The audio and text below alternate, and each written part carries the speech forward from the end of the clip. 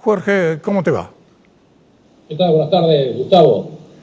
Bien, lo primero que quiero tener es una impresión general tuya y después vamos a los detalles. Contame cómo ves todo esto desde el punto de vista económico, que eventualmente, es decir, inevitablemente, como decía yo, tiene que ver también con lo político. ¿Se cortó? Bien, nos están diciendo que se cortó, sí, efectivamente es la comunicación que estamos teniendo en estas comunicaciones tan particulares que tenemos en la actualidad. Y estábamos hablando, estaba en conexión con Jorge Ingaramo, quien es un hombre que tiene siempre un punto de vista muy particular y en algunos casos difiere con el de otros economistas. Estamos nuevamente en conexión, lo hemos recuperado. Jorge, quiero saber concretamente cuál es tu punto de vista frente a esta situación económica que está viviendo Argentina y de manera particular las disposiciones que se han tomado sobre todo para auxiliar a las empresas, porque se sabe que si no hay un auxilio directo hacia las empresas, no vamos a tener economía, no vamos a tener quien dé trabajo y en consecuencia, ¿cómo se puede recuperar todo esto? Queremos conocer el punto de vista en ese sentido de Jorge Ingaramo. Vamos a hacer un corte ahí y ahora vamos a enganchar la llamada porque no se corta y no contesta de nuevo. Bueno, perfecto. Se lo van a editar ahí después de eso. Perfecto. La respuesta de la hora cuando vuelva, le contás lo que le preguntaste, así empieza el resto. Sí, sí. ¿Dónde quedó el mate? Se lo llevo y de la afuera. No, está allá, mira. Está allá y se lo dejo. ¿Lo dejó ahí? Sí, ahí lo dejo. Echale un poquito de agua. Sí, perfectamente. Ahora sí.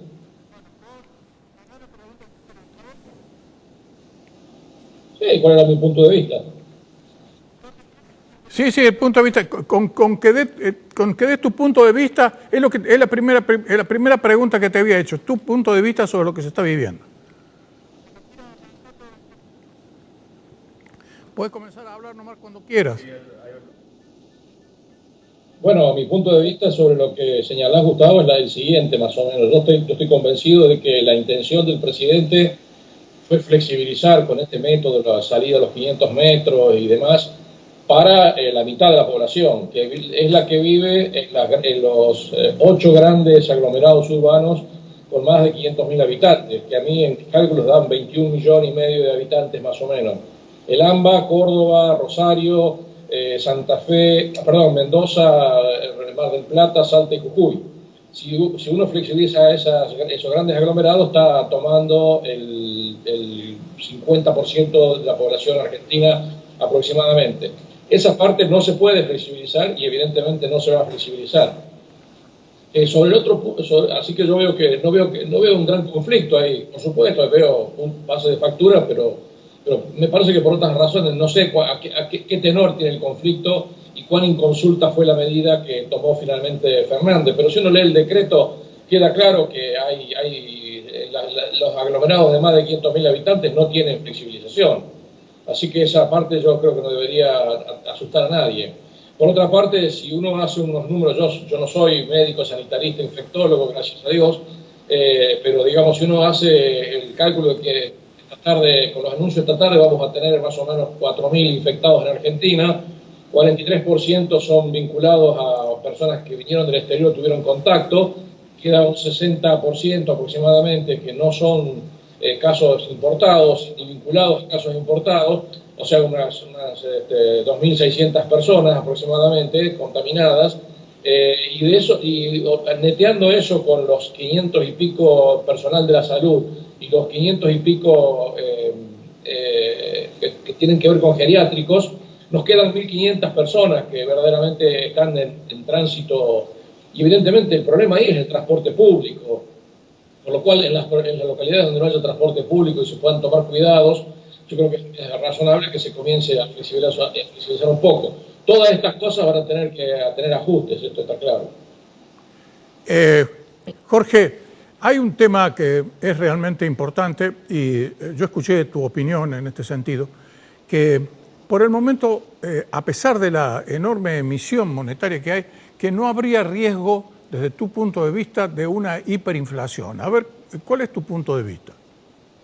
No, bueno, se hizo mucho bambolla con el tema de la emisión monetaria, del crecimiento de los 500.000 millones de pesos que se produjeron porque el Banco Central había cerrado los bancos y en ese periodo se habían vencido el ELIX por prácticamente 500.000 millones de pesos. Esas ELIX no habían sido renovadas y fueron obligadas a ponerlas en lo que se llama encajes bancarios. O sea, los bancos la tienen la plata, no la pueden prestar. Y por consiguiente no le rendía nada.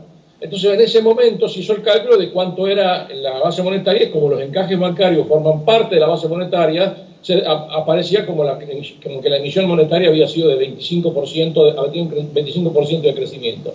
Ahora se corrigió ese problema. Desde que abrieron los bancos, eso que antes era encajes bancarios pasó a ser pases remunerados de los bancos al Banco Central, que cobran, en lugar de cobrar el 38% que cobran las LELIC anual de interés, cobran el 11%.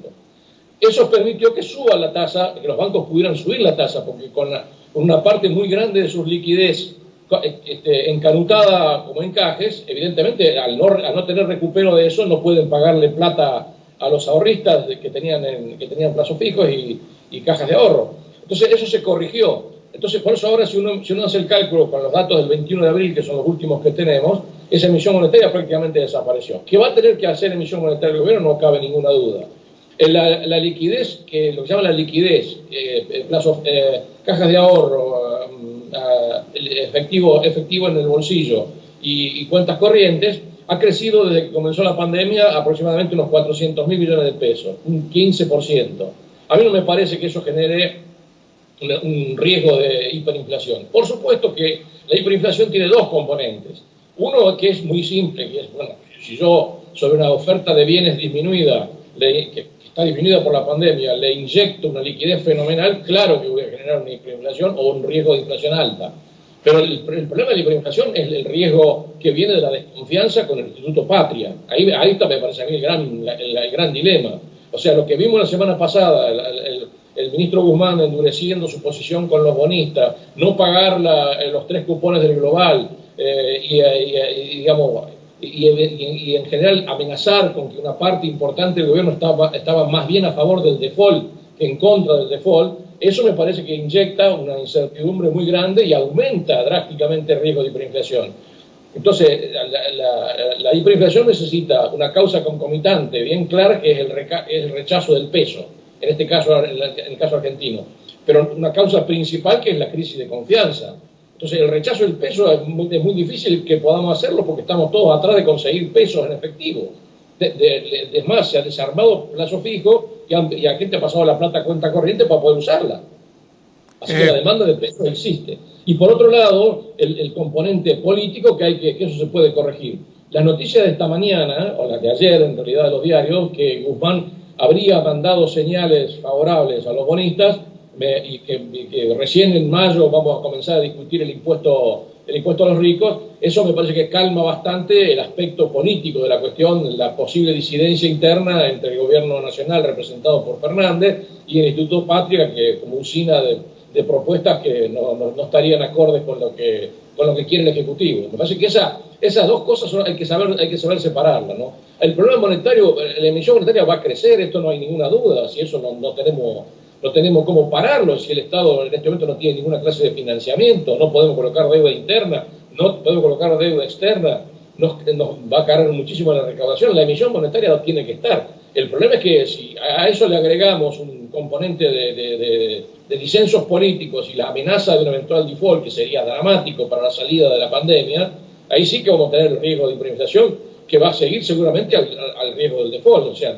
la hiperinflación no se puede negar en el caso de que estuviéramos en un default, porque el default va a aumentar la fuga de capitales, la salida de capitales y el precio del dólar y la brecha cambiaria. Jorge, de todas maneras, ¿cuál es la cifra más leve que te imaginás que en definitiva puede terminar la inflación corriente que tenemos en Argentina? Porque estábamos hablando de que podríamos estar este año en alrededor del 50-55%, pero sabemos, por ejemplo, ya que hay un elemento que invariablemente se traduce en la inflación, que es esta enorme brecha cambiaria que tenemos. ¿Cuál es tu apreciación en este sentido. Y no, yo no haría un pronóstico así tan duro. Yo creo que la inflación va a estar rondando el 3-4% mensual tranquilamente. Lo que pasa es que medir inflación, por ejemplo, turismo y esparcimiento, ¿qué le ponemos a turismo y esparcimiento si está todo cerrado? Es muy difícil colocar precios de cosas que no tienen oferta en la economía.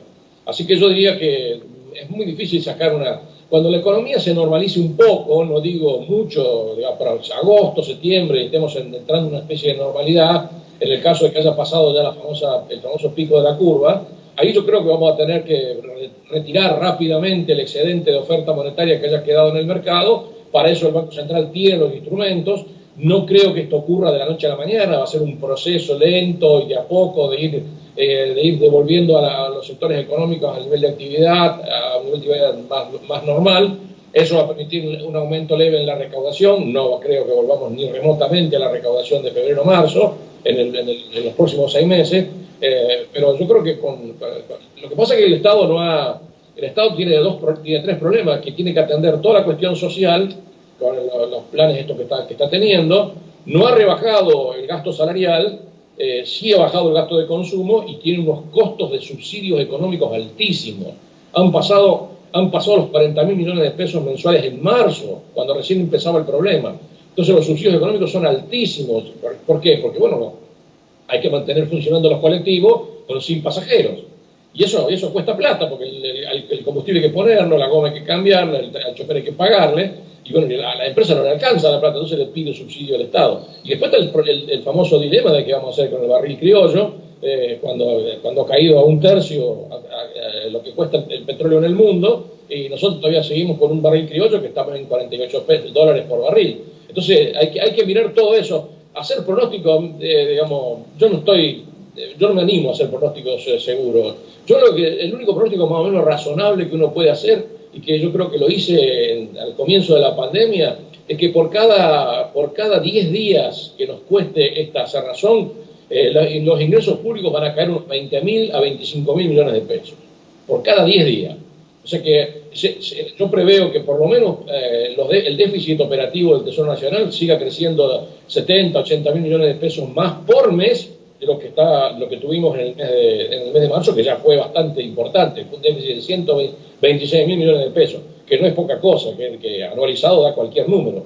Pero yo creo que la hiperinflación la inflación y la hiperinflación tienen un componente de expectativa, de cómo el gobierno está manejando las cuestiones relevantes, y eso, bueno, está bien. La brecha cambiaria es altísima, tampoco se va a poder resolver eso porque no se puede salir del cepo. Cuando tenemos al Instituto Patria pidiendo más cepo todavía, no se puede salir del cepo. Lo que pasa es que cuando uno tiene un cepo, lo que tiene es una brecha grande, y acá el cepo tiene incluido un impuesto del 30% al dólar. Me parece que eso van a tener que revisarlo en el medio del camino mientras vayamos a la normalidad. Van a tener que revisar ese 30% de impuesto, porque eso es una cosa irracional.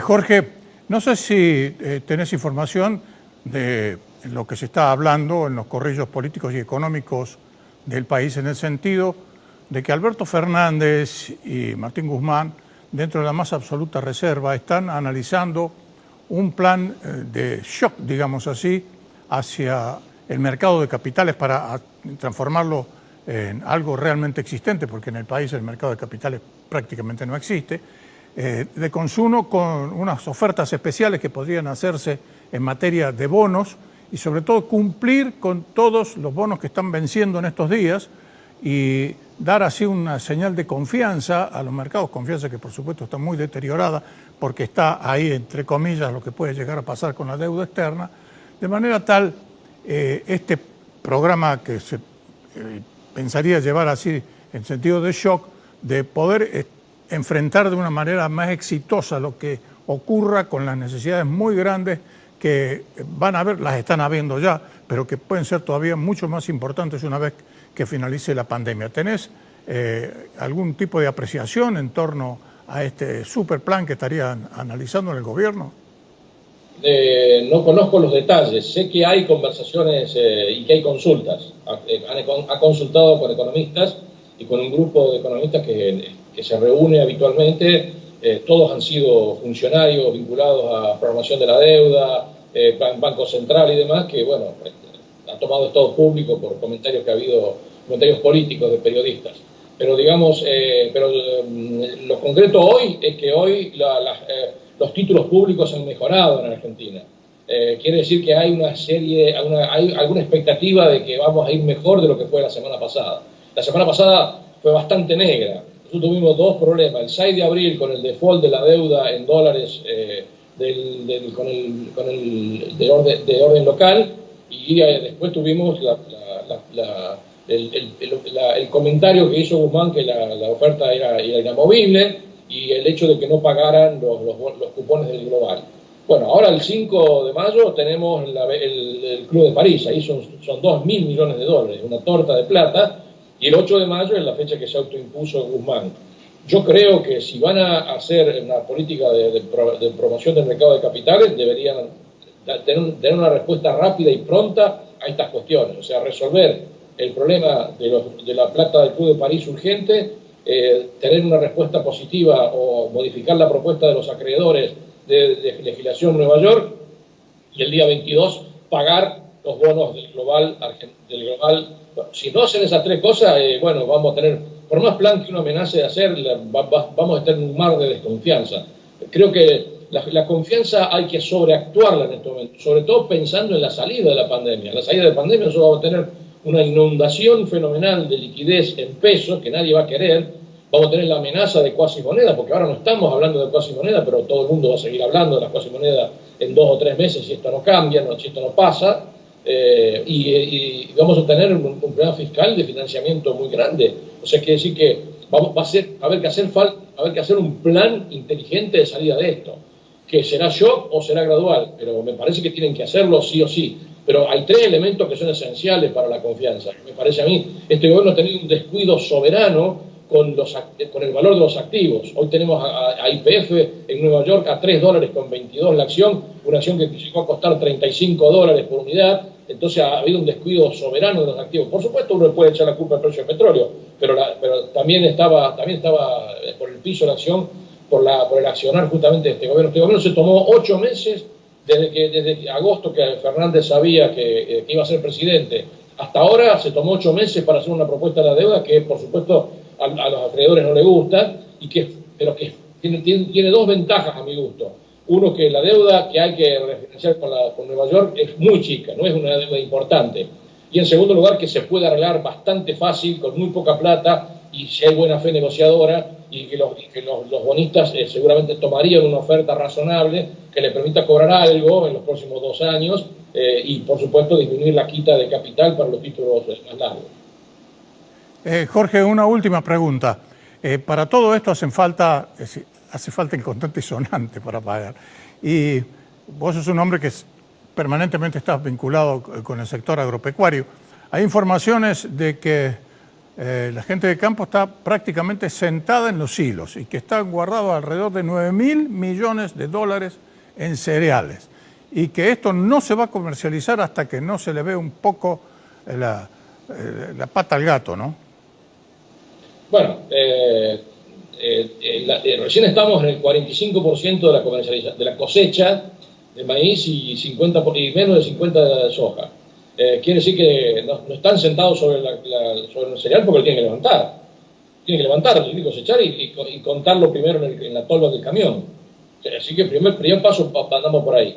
Segundo, la noticia que tengo yo de Rosario es que en este momento los precios están la salida por Rosario es no solamente el problema de la bajante del río, y que eso ha condicionado que los precios en el norte del país estén bastante bajos, sobre todo el maíz, que está por el piso, y eso por supuesto complica mucho la situación del productor agropecuario, que está con un maíz de $120 y una soja de 200. Entonces, ese precio no le gusta a nadie, obviamente.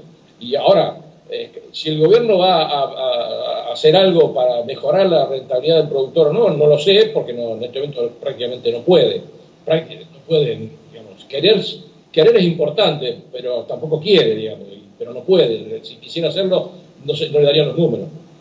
Así que, de todos modos, las exportaciones van a caer este año, van a caer porque hay menos mercadería y los precios son muchísimo más bajos.